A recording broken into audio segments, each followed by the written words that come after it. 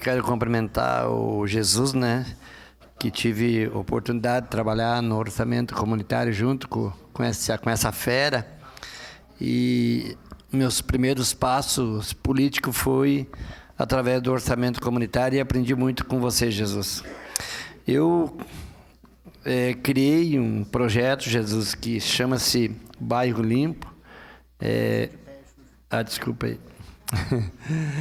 Eu criei um projeto, desculpa aí, que se chama Bairro Limpo, se espelhando no orçamento comunitário.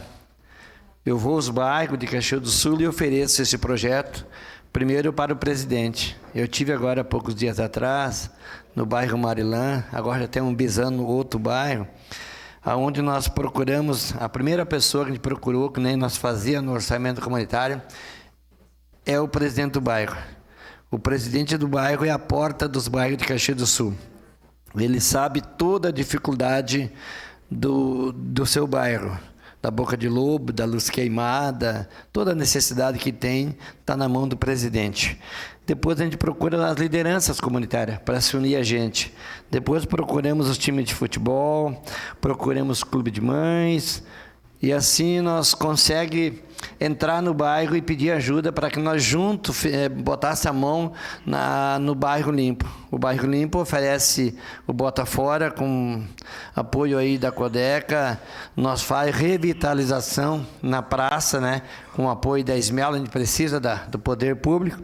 Também a gente faz a iluminação, a gente busca as obras.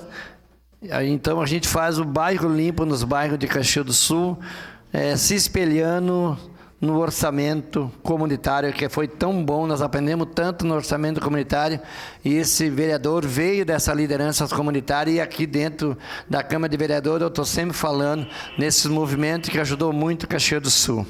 Obrigado, Jesus, por ser meu amigo, e muito obrigado aí a todos. Em nome da bancada do programa